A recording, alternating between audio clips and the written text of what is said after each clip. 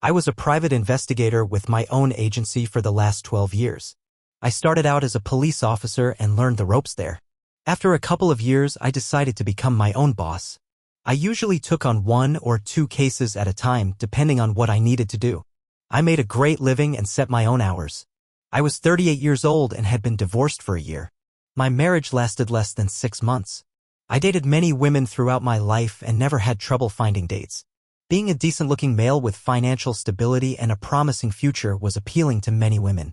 My ex-wife was close to my age, a nice-looking woman who was a good partner. We dated on and off for about a year before she convinced me to take her to Las Vegas, where we got married. I liked Margaret well enough, but I can't honestly say I loved her. I suppose I thought it was time to settle down.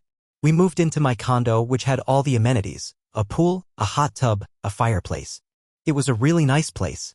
Margaret lived in an apartment and worked as a beautician in a small salon. She wanted to own her own salon, which I suspected was part of the reason she wanted to get married, to have me buy it for her. After about a month, I bought her a small salon with 4 chairs. She hired 2 friends, and she, of course, was the owner. I didn't pay much attention to her business, but I suppose she was doing well. One Saturday, she mentioned she had a couple of appointments and would be home later. I told her that was fine. I had a case I was working on and would be out most of the day. I was a few blocks from her salon and needed to use the restroom, so I decided to stop by her place. When I arrived, the sign in the window said closed. I assumed she was done early and had gone home, so I used my key to get in.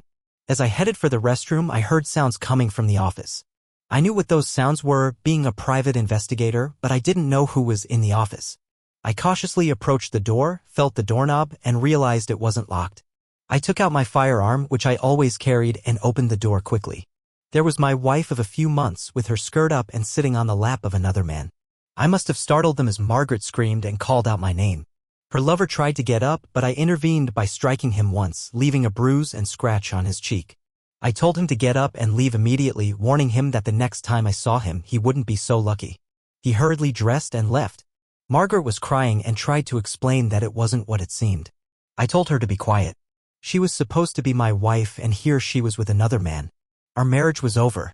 I gave her 2 hours to collect her things from the condo and leave the key on the kitchen table. If her belongings were still there when I returned, I would throw them out onto the pavement. I then left and went to my friend's house. He was a lawyer and didn't work on Saturdays. He invited me in, and I told him I wanted a divorce as soon as possible because I had caught Margaret with another man just minutes before. I mentioned that she could keep the salon. I had no use for it, and that was all she would get. If she wanted to contest the settlement, so be it. I had a prenuptial agreement, and she would lose the salon if she fought the divorce. My lawyer, Roger, called me while Margaret was packing. According to Roger, she was crying and agreed to the terms of the prenuptial agreement. She didn't yet know where she would live, so any communications could be sent to the salon. The divorce proceeded smoothly, as expected. Roger informed me that the man she was with was her old boyfriend, and they had rekindled their relationship after our separation. That was the last I saw of either of them. I returned to being single, which suited me just fine. I was working on another case involving infidelity and had to stay at a local inn to keep tabs on my client's wife. It was a standard case. She had told her husband she was taking a trip with her boss, and they shared a room at the motel. I had discovered their room number and set up 2 surveillance cameras. I had a lot of connections in various businesses, including the motel employees, and paid them well.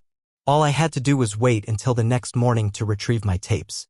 While sitting at a booth in the lounge enjoying a drink, a young, attractive woman approached me, dressed provocatively, and asked if I wanted some company. I was taken aback that someone so pleasant felt the need to work in this manner. As I was about to decline, the manager approached her to inform her that solicitation was not allowed in the establishment. I quickly stood up and asked where she had been. She was half an hour late. The manager apologized and left. I wasn't sure if he believed my story, but it didn't matter. I invited the young woman to sit down, and she seemed extremely nervous. She thanked me for defending her and mentioned she was new to this and unsure of what to do. I asked her name, and she said Dolly Weiss. When I asked for a real name, she looked up and said Peggy Sue Williams. She then asked if I wanted her services, and if not, she would need to leave as she needed to earn money. She revealed that she didn't have a pimp and had never used drugs. She was trying to earn money for her daughter. I was intrigued and concerned for her well-being. I asked her how much she would charge for the night. She was startled by the question and unsure about her rates. I offered her $300 for the night and asked if that would be acceptable. She agreed, and I asked her what was required for that amount. She was confused but said she was willing to come to my room. I handed her 3 $100 bills and led her to the elevator. We didn't talk much until we reached my room. I unlocked the door and let her enter. She seemed anxious but came inside. I followed and closed the door. She started to unbutton her blouse, but I stopped her, saying it wasn't necessary. I asked her to sit either on the bed or on the couch. She chose the couch and I took a chair beside her. She looked at me and asked what I wanted since I had paid her $300. She wondered if I was a police officer. I told her, I want to help you if you will let me. I used to be a police officer, and if I were still in that role, I would have had to take you into custody tonight. I understand that you're confused and may be skeptical about my intentions. Let me explain. My name is Dan Gray. You can call me Dan or DG. I see that you're facing some difficulties, and for some reason, I feel a strong concern for you. If you're willing to talk to me, I'll see if there's any way I can assist you. I don't believe you truly want to be in this situation, and I think you deserve help. Are you willing to talk with me about it? Peggy, I realize you might question why someone would want to help you without expecting something in return. It's true that people often have ulterior motives, but I genuinely want to offer support. I understand you need money for your daughter's medical expenses, especially after losing your insurance. But let's address how you ended up in this situation. How long have you been involved in this line of work? My guess is that it hasn't been very long. Peggy started to cry. She told me that this was her first night and I was her second client. She needed the money urgently for her daughter's medical needs. She explained that she had been on the street and a man offered her $20 for a specific service. After complying, he suggested she looked more suited for work in a motel rather than on the street, which led her to approach me. I expressed my concern about the risks she faced, how she could have been arrested, harmed, or worse. Her daughter's situation was clearly weighing heavily on her. I reassured her that I was here to help and asked her to be honest about her situation. I wanted to understand her background to see how I might assist her. Peggy said that this was the only time she had engaged in this work and began to share her story.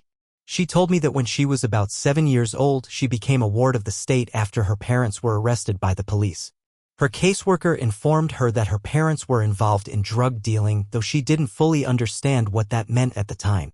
As she grew older, different foster parents tried to explain it to her, and she learned that her parents had gone to prison. I haven't heard from them since, but one of my foster parents mentioned that my dad was killed while in prison.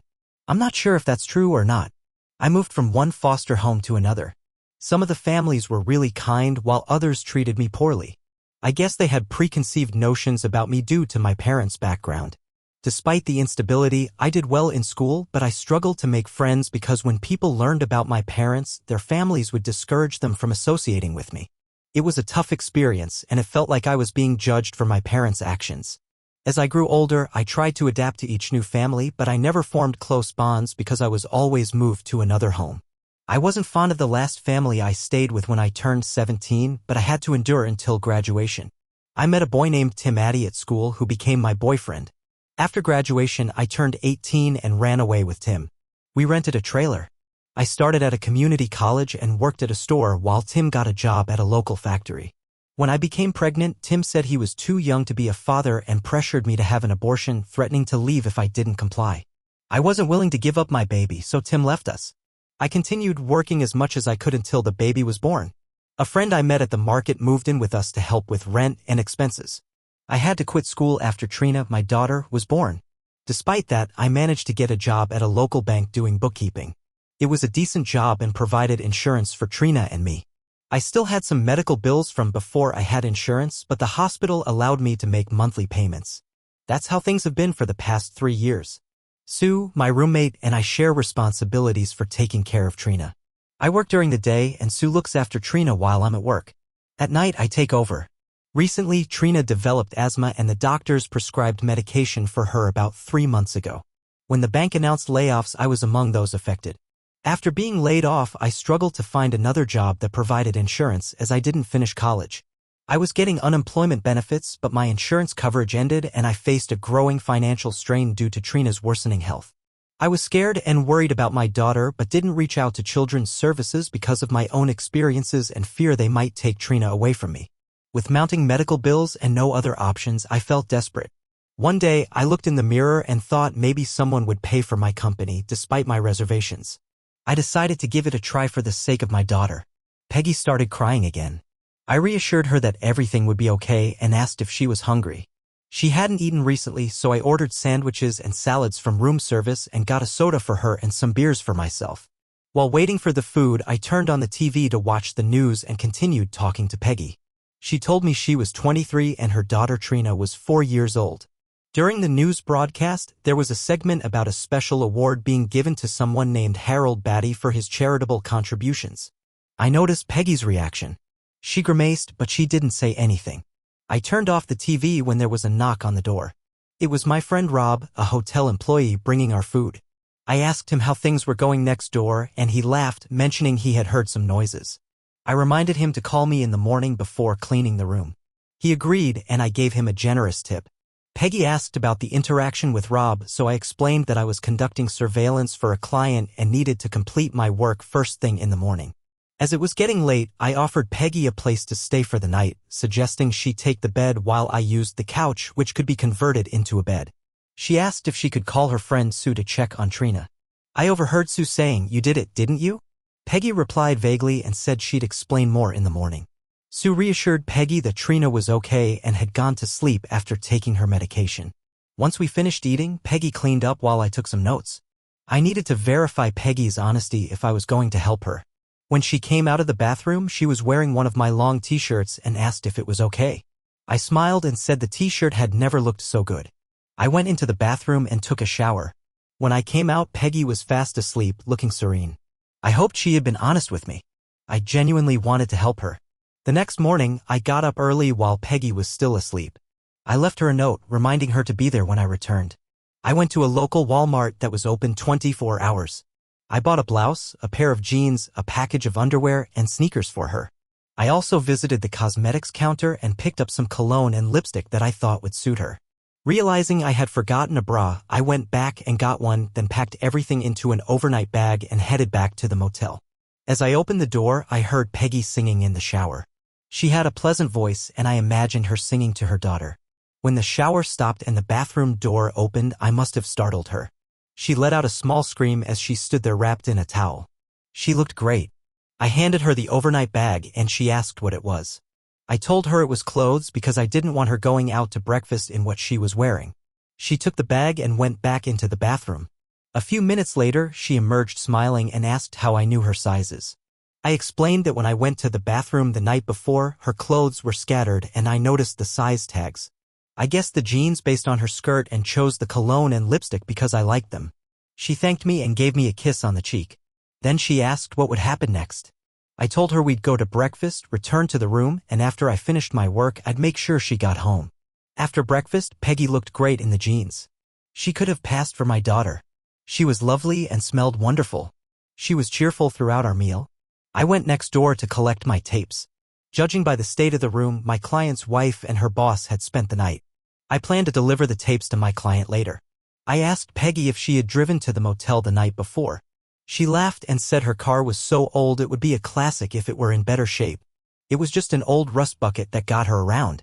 As we prepared to leave the room, Peggy offered to return the $300, saying she didn't earn it. I insisted she did, so I offered her the same amount to spend another night with me, just talking. She cried again, her emotions on full display. We got into my Mercedes and I drove her home. She lived in a trailer park not far from town. As we drove, I asked her to promise she wouldn't try selling herself again. I gave her my card and told her to call if she needed anything. Otherwise, I'd check in with her in a few days and reassured her everything would be all right. As she got out, she gave me a big hug and kissed me on the lips, repeatedly thanking me as she took her overnight bag and went inside. I stopped by my office to make a few calls. I reached out to a contact and asked her to gather information on a few names: Peggy Sue Williams, Tim Addy, and Harold Batty. I requested that she keep it discreet and update me as soon as possible. Then I called my client, informing him I had tapes that confirmed his wife's affair and that they should provide all the proof he needed. We arranged a meeting for later that day. I reviewed the tapes. His wife was quite attractive and seemed very involved in her activities. One tape showed her with her boss, and later another woman joined them. The footage included intimate moments between the two women. I ran the second woman's photo through a database, knowing my client might need her identity. I met with my client and advised him to view the tapes alone. I mentioned that the recordings were made without the recipient's knowledge, so they couldn't be used in court but could be valuable for leverage. I also provided him with a tape of the hallway monitor showing who entered and exited the room at what time. That tape could be used in court. He paid me and I left. Unfortunately, I might have initiated another divorce proceeding, but that's part of the job. When you play, you pay was my motto. Returning to my office, I had a message from my contact to call back. She provided information on all three individuals, Tim Addy, Peggy Sue Williams, and Harold Batty. Tim Addy worked at a local factory. His name was in the database because he was caught with a small amount of marijuana during a traffic stop about a year ago. He paid a fine and completed some community service, nothing serious. Peggy Sue Williams, however, had a more complex background. She was a ward of the court from a young age after her parents were imprisoned for drug-related offenses. Her father died in a prison riot about 10 years ago and her mother was released and moved out west. Since Peggy wasn't on the official list, my contact didn't investigate further. Peggy had run away from her last foster home and had accused the foster parent of assault. However, the police found insufficient evidence and the case was dropped as the man claimed it was consensual and questioned why Peggy had waited 2 months to report it. My contact also noted that Peggy had a child. The most significant discovery was about Harold Batty. He was the accused assailant and was set to receive an Outstanding Citizen Award in a few weeks. There was no further information on Peggy other than a recent traffic ticket for an unsafe vehicle. I thanked my contact and ended the call. Everything Peggy had told me was accurate except for the assault claim. Her reaction had suggested she was honest. I decided to visit Mr. Batty after a busy day and headed home.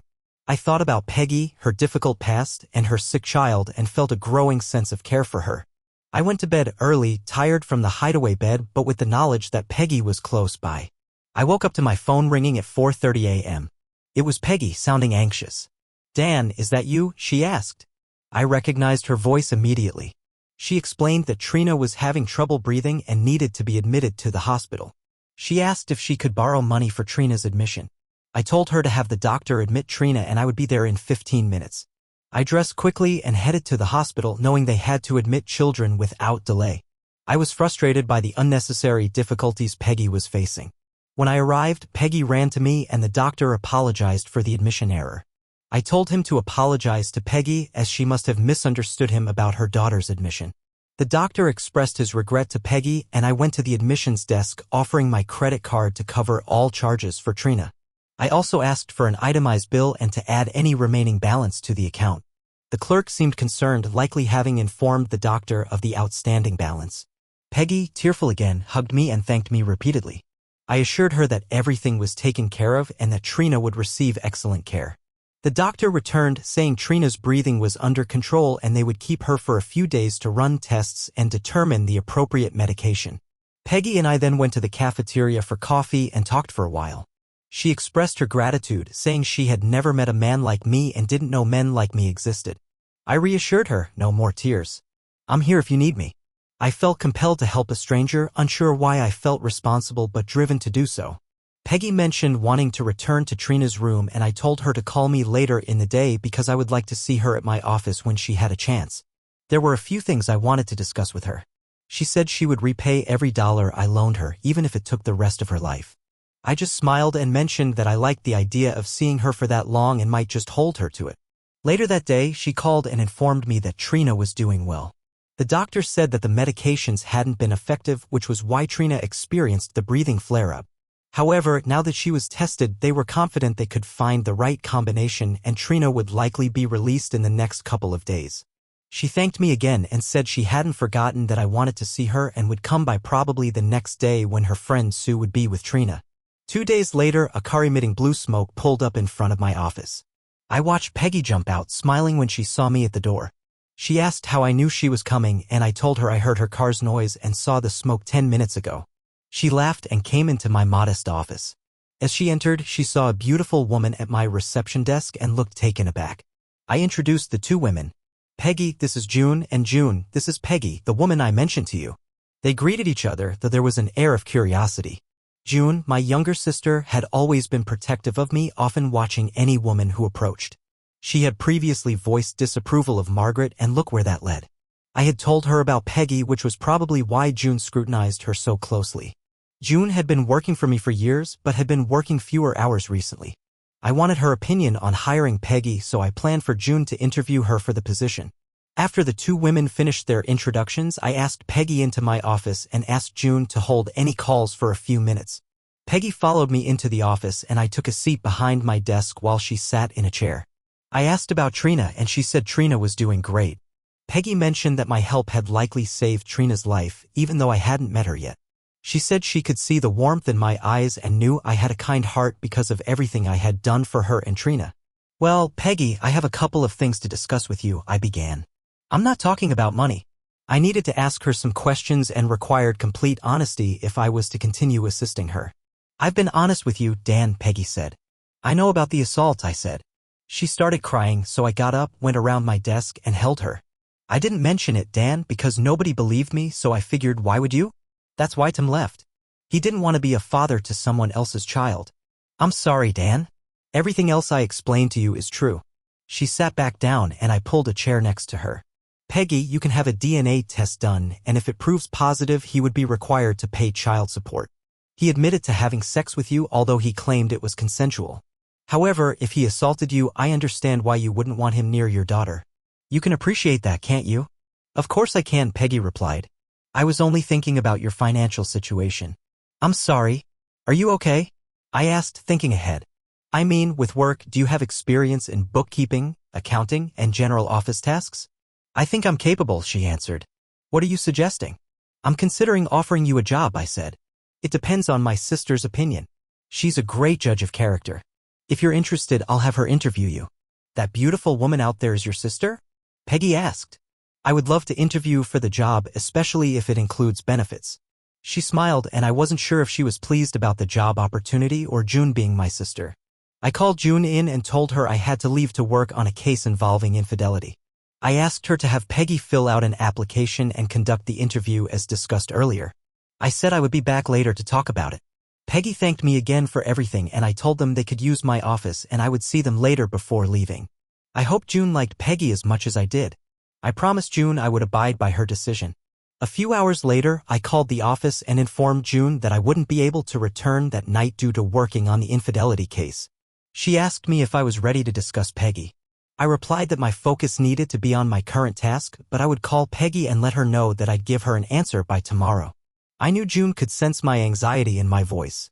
She said, Dan, I'll give you my full assessment on Sunday, but while you have Peggy on the phone, let her know she starts on Monday. Bye, big brother. She then hung up. I was relieved. It was great news. It would be interesting to hear June's thoughts, as she was an excellent judge of character. With that in mind, I smiled and went to gather information on another case of infidelity.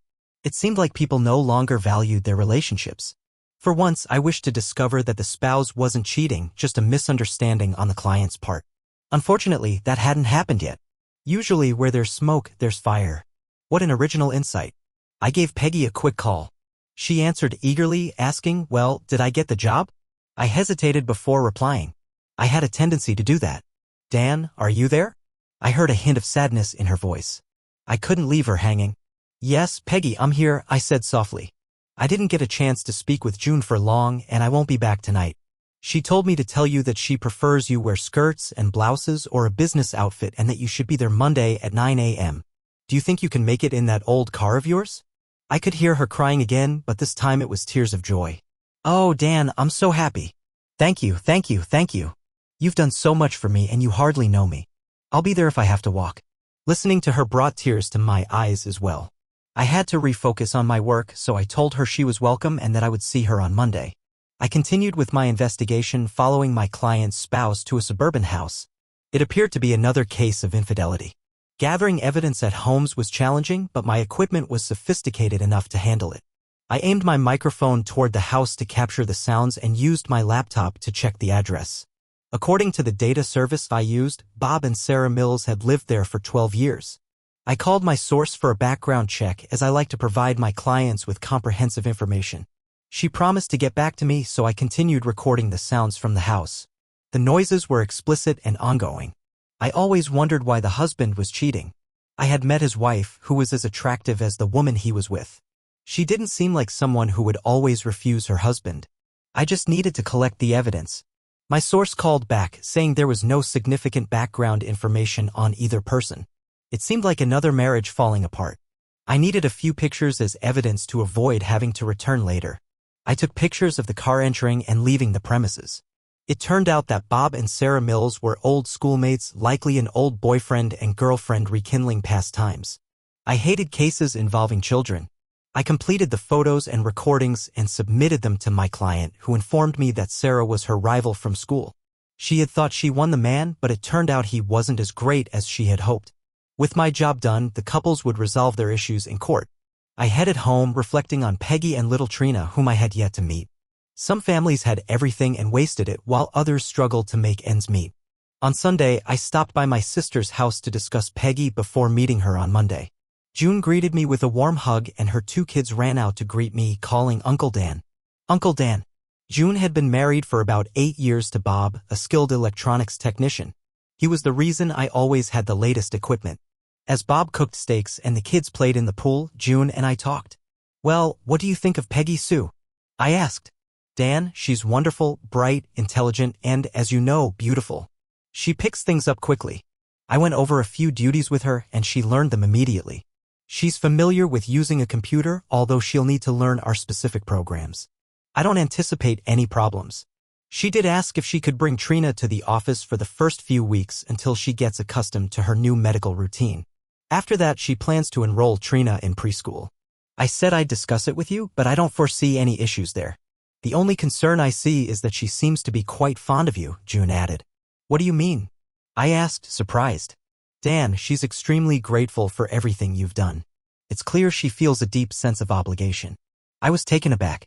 Come on, June, I only helped her out. She probably likes me because I assisted her and provided her with a job opportunity, but love? I'm about 16 years older than her. June looked serious. Dan, she's genuinely appreciative of your help. I can see that she feels a deep sense of gratitude for everything you've done for her, but I'm talking about how she feels in her heart, Dan. She genuinely cares for you and would do anything for you. I really like Peggy, so please don't hurt her. She and her daughter have been through a lot. God, June, the last thing I would want to do is hurt her. I promise you I'll treat her well. If you think I'm mistreating her in any way, just let me know and I'll make changes. Just take your time, Dan, don't rush it, and everything will be okay. Now let's go enjoy those steaks Bob cooked up. June never held back, and I wondered if she had an inkling about my feelings for Peggy. I suppose time would tell. I told June I'd be late coming in on Monday as I had a few loose ends to tie up and she could get Peggy started. I arrived around noon and found Peggy had parked her old car in my spot. I couldn't help but laugh. As I walked in, I saw June holding the most adorable little girl I had ever seen. She looked just like her mother. June kissed her on the cheek and set her down. The little girl walked over to me and I picked her up. "Hi, sweetheart, and what's your name?" I asked. "Trina Williams," she replied. "Well, hi, Trina Williams, glad to meet you. You can call me Uncle Dan." "Uncle Dan, my mommy said you saved my life." "Thank you," she said and gave me a big hug that brought tears to my eyes. It was the most touching thank you I had ever received. I looked over at June and her eyes mirrored my own emotions. Peggy emerged from one of the offices and saw me holding Trina. She smiled until she noticed June and me with tears in our eyes. "Is something the matter?" she asked. "No, a little girl just made my day," I said, smiling. I asked Peggy to take her car down the road to the dealership and asked for Ray, who would show her some cars. Since she was working for us, she needed a more reliable vehicle. Peggy was about to mention money, but instead asked if she should take Trina with her. I told her we'd watch Trina while she went. Ray, the auto dealer, later told me that Peggy had arrived in her old car and was looking at used cars. When he told her she wasn't supposed to get one of those, she thought they were beyond her budget. Ray then took her into the showroom and explained that I wanted her to pick out a new car and we would cover the lease. He informed her there was a price limit which I had set, but he wasn't supposed to tell her unless she went over it. Peggy was eyeing a Mercedes, which was almost double the limit I had set. Ray didn't say anything until she moved to the compact cars and chose one. She wanted a 4-door vehicle for Trina's car seat and preferred vinyl seats for easy cleaning. Ray told her she could opt for a bigger car if she wished. Peggy decided on the compact car but requested it in blue, Trina's favorite color, and asked if they had a portable DVD player for the car. Ray confirmed they could get her the car in blue with the DVD player installed and mentioned that she could clean out her old car and transfer the child's seat. Ray later said he had asked Peggy about her interest in the Mercedes, and she mentioned that it was the same kind of car I drove, which made me smile. Peggy loved her new compact car, and after transferring her personal items and child's seat, she returned to the office. She parked in my spot again and greeted me with a big hug. "Oh, I'm sorry, you're my boss now," she said, making June and me laugh. Peggy had a knack for doing little things that made us laugh, and I really liked her. Over the next few days, Peggy and June became the best of friends, almost like sisters. It was wonderful to hear them laughing together from the office. Little Trina also frequently visited my office, sitting on my lap while I worked on the phone or computer. She would color or draw pictures, and I found myself deeply fond of her and her mother. Admitting my feelings for Peggy was difficult, but I knew I had a genuine connection with both of them. We maintained a professional relationship at the office, but a couple of times a week, we would go out for dinner, always bringing Trina along. One morning, I decided to visit Mr. Harold Batty. I needed to be cautious around him since I knew he had assaulted Peggy and she wanted nothing to do with him. I had an appointment with him that morning. His secretary informed me that Mr. Batty was ready to see me after a short wait. "So, Mr. Gray, you're a private investigator. What can I do for you?" "Mr. Batty, I'm here on behalf of Peggy Sue Williams." "What's this about?" "That case is closed. I never assaulted anyone. We had consensual relations. If you have any other questions, you can contact my attorney. Now, please leave." "Okay, Mr. Batty, I'll head over to the newspaper and share information about your daughter, the one you don't acknowledge. With the special award coming next week, I'm sure they'd be interested in this story." "What child?" he asked, clearly agitated. "You son of a... I'm tired of playing games with you. The woman you had relations with about 5 years ago had a baby, your child. I have all the proof. I need to go public with this, and I'm sure your wife, children, and grandchildren will be quite surprised to learn about this new family member." I saw the shock on his face. He had no idea Peggy had become pregnant. I noticed an inhaler on his desk, and he picked it up and took a sniff. "Mr. Batty, I might mention that your child has asthma as well. Seems it runs in the family. What do you want from me? How do I know you're not lying? Let's start with what I need for Peggy and your daughter. First, I want you to draft a letter relinquishing all parental rights to the child, stating you will have no involvement with either of them. This will ensure Peggy is the sole parent. Next, I want a cashier's check made out to Peggy Williams for $50,000 to cover past and future medical expenses, primarily due to the pregnancy and asthma. That's blackmail. I could have you arrested." "No, you can't. I'm offering you a way out. Alternatively, you could cover all her medical bills and child support for the next 18 years. Then, the rest of your family and the public will be informed as well. I will provide you with a copy of your daughter's DNA to verify against your own. I'm sure your attorney will agree to this arrangement, although it does let you off the hook. I will return in 2 days to collect the letter and the check. If you prefer, we can settle this in court." I thanked him for his time and told him I would see myself out. When I returned to the office, June asked to speak with me privately. We went into my office and she asked me when I was going to propose to Peggy. She said she could see how much I loved Peggy by the way I looked at her. "I'm taking it slow, just like you advised. I haven't even kissed her yet." I always told June the truth. I couldn't hide anything from her. I admitted that I thought I was in love with Peggy, stronger than I ever felt with any woman, even Margaret, to whom I was briefly married. But I was 16 years older than Peggy and wondered what our marriage would be like in the future. "That girl wants you. She tells me every day how much she loves you. Believe me, if you ask her, she'll say yes. Plus, you get to be a father figure to Trina. Even Trina loves you. She said if she had a daddy, she would want him to be just like Uncle Dan." I didn't know what to say.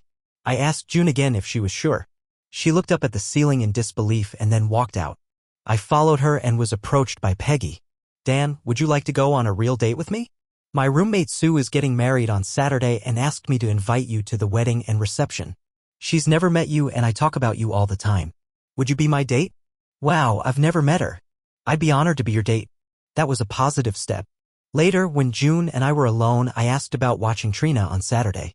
She told me she and Peggy had already arranged that a week ago. "I was just asked to go," I said. June laughed and said she knew I would say yes. She had told Peggy to wait to ask me, knowing how I was with dates and appointments. "By the way, I'll be keeping Trina for the whole weekend. Peggy hasn't seen your condo yet, so Saturday might be a good day to show it to her. Just make sure she's back in time for work on Monday." June had always taken care of me after our parents died in a car accident when I was 22. Even though she was younger, she knew me better than I knew myself. A couple of days later, it was time to confront Mr. Batty again. I wondered how he would react. He had always been arrogant, but this time he was facing a serious challenge. I approached his receptionist and asked to speak with Mr. Batty. She asked if I was Dan Gray, and I confirmed. She explained that Mr. Batty was unable to see me but had instructed her to give me an envelope.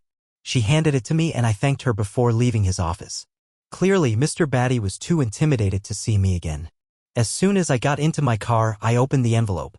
Inside was a cashier's check for $50,000 along with a letter stating that he was relinquishing all parental rights to Trina. I was elated with the results. The note also mentioned, "Mr. Gray, my business with you is concluded. I expect this matter to finally be resolved and trust that you will honor your word." I took out my note from the envelope and closed it back up. Heading back to the office, I called Peggy and June in for a meeting. They both took a seat and little Trina came over to sit on my lap. Peggy opened the envelope, took out the letter and the check, and looked at June for an explanation. June told her that Harold Batty wanted nothing to do with her or her child and had given up any legal claim. Peggy was now the sole guardian of Trina. To assist with raising the child, he provided $50,000 on the condition that she would not disturb him again. "You mean this is my money and I don't have to worry about anyone trying to take Trina from me?" Peggy asked. June nodded and Peggy began to cry tears of joy. She stood up and said, "I don't care if you're my boss," and kissed me, a genuine affectionate kiss. Then she embraced me tightly. June looked over and whispered, "I told you." Trina looked up and asked, "Mommy, why are you kissing Uncle Dan?" Peggy glanced at me and then at her daughter. "Because I love him, sweetheart, and I don't care if he knows." I was momentarily speechless, so I suggested we close up early and go out to celebrate. June called Bob and he, along with the kids, were to meet us at Red Lobster for dinner. Peggy remarked that she was unsure how I managed to get the letter and the money from Harold Batty, but she meant what she said in the office.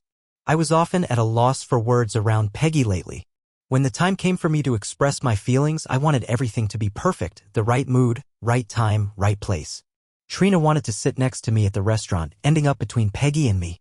This eased some of the pressure until Trina looked up from the table and loudly asked, "Uncle Dan, do you love my mommy?" I wasn't sure what to say in front of everyone, so I told Trina I had a secret. She leaned in and I whispered so only she could hear, "Yes, I love your mommy and I love you too." She looked at me either surprised or pleased, then stood on her chair and gave me a big hug. Turning to her mother, she said, "Mommy, Uncle Dan loves both of us." "That was supposed to be a secret," I replied. "You weren't supposed to tell anyone." Trina said, "I'm sorry, Uncle Dan, but I don't keep secrets from Mommy. She told me to tell her everything so she can protect me better." I looked around at the group laughing at the table and tried to ignore their comments. In 2 days, I would be going to a wedding with Peggy. Maybe the mood would be more conducive to romance. When I came into work on Friday, June handed me a check for $2,387, saying it was what Peggy owed me for paying the medical bills. She also gave me 3 $100 bills, explaining that Peggy wanted to return the extra money as she could now afford it. June laughed and said Peggy mentioned that if I ever felt she earned it, I could give it back to her. I picked up Peggy on Saturday afternoon for our date. Sue had already left for her wedding, which meant Peggy and Trina would be living in the trailer alone from now on.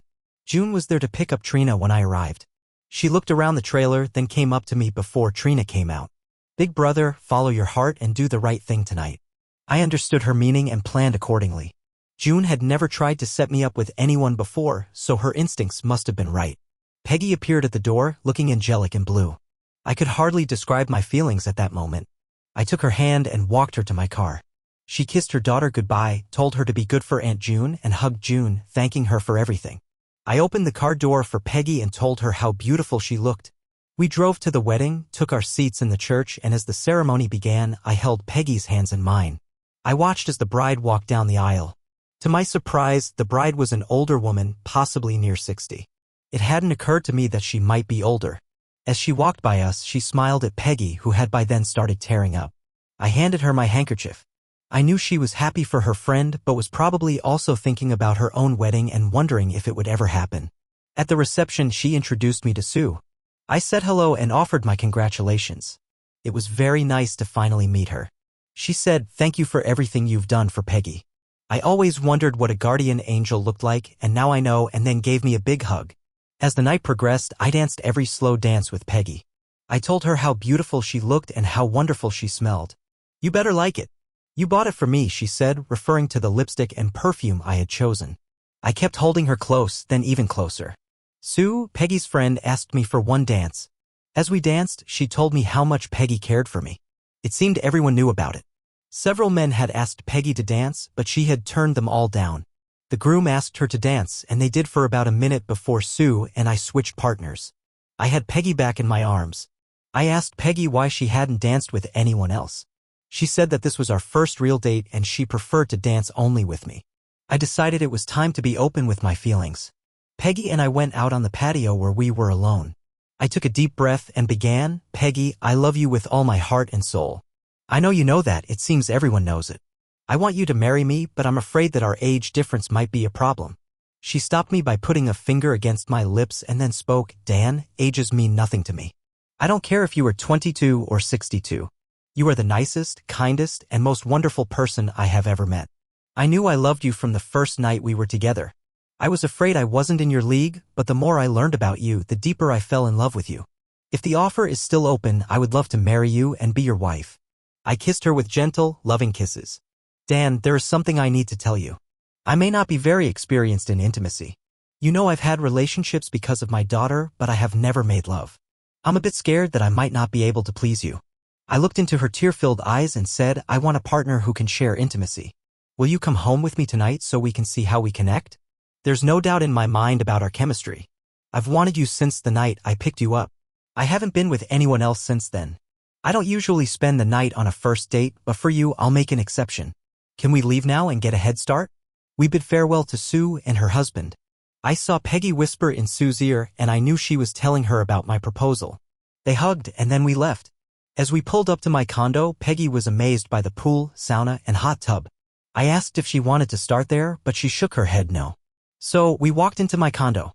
She admired how beautiful it was but mentioned it could use a woman's touch. I agreed, there's something about the way a woman decorates that makes a place feel more like a home. I showed her through the rooms and then to the master bedroom. She saw the king-sized bed, smiled at me, and said, "I want to begin there," pointing to the bed. There we were, in my bedroom. We were both a bit nervous. I had done this many times before, but it still made me anxious.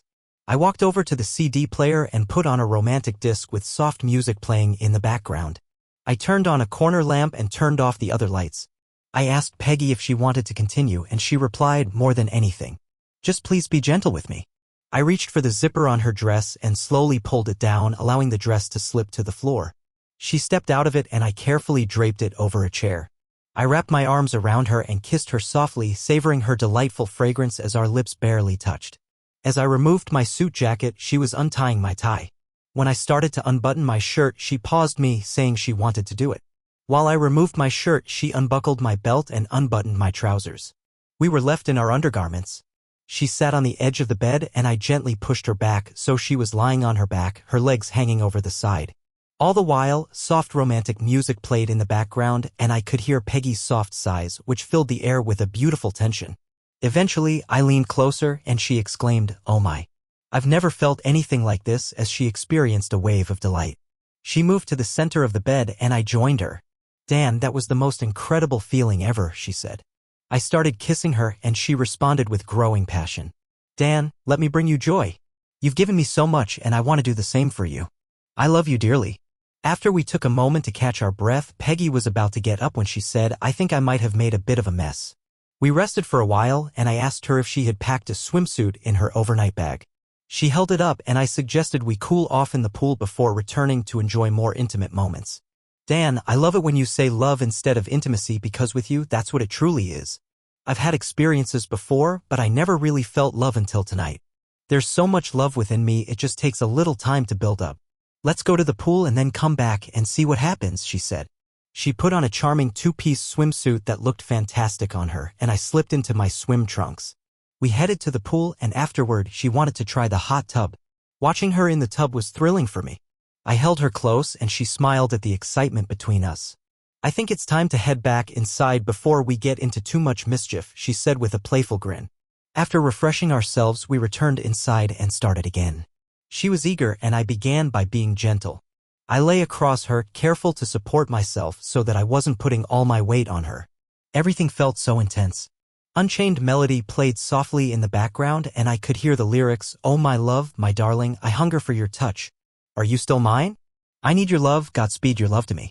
At 38 years old, experiencing these feelings was new and profound. We were both exhausted from our time together. I let the music play but turned off the lights, just holding and cuddling with the woman I loved. The next morning, I woke up first and made some coffee. When I went back to the room, Peggy was awake. She asked if I still loved her and if my love was strong enough to consider her as my wife. I told her I had something for her. As I reached into the nightstand, she joked, "You're not going to give me the $300 back, are you?" Smiling, I pulled out an engagement ring and said, "No, not the $300, although you more than earned it. I have this instead. Will you marry me, Peggy Sue Williams, and make me the happiest man alive?" As I slid the ring onto her finger, she was still as she was, but she grabbed me and hugged me with tears in her eyes. "Yes, yes, 100 times yes. I will be your wife.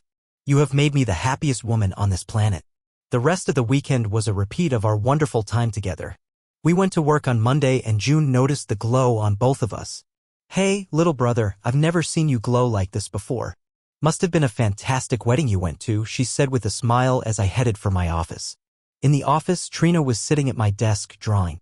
She told me she was the boss and giving the orders for the day. Peggy came in and laughed as she listened to her daughter giving out instructions. When Trina saw her mom, she ran to her. It was heartwarming to see their bond. Peggy showed Trina the engagement ring I had given her. Trina asked what it meant. "Well, sweetheart, it means that Mommy and Uncle Dan are going to get married," Peggy explained. Trina then asked, "What about me, Mommy?" "I'll answer that, Trina," I said. "You probably won't call me Uncle Dan anymore. You can call me Dad if you want." I saw tears in everyone's eyes, June's, Peggy's, and even little Trina's. I had tears in my own eyes too. Trina looked at me and then at her mom and said, "We're going to be a real family, just like on TV." I hoped our family would be even better than the TV families, but I remembered that Peggy had told me they liked watching classic family shows together. That's the kind of family I wanted us to be. We did get married soon after that special weekend. I adopted Trina and our life together is wonderful. They moved into my condo and now it truly feels like a home. To think it all began with a chance encounter with someone in need. It's one of the most unusual starts to a marriage I can imagine. I often wonder where she would be today if she had left that evening or if I hadn't helped her. Looking back, I have to believe that fate played a role, guiding us together. I had never helped anyone in that way before and probably won't again. There was something uniquely special about our meeting and our connection.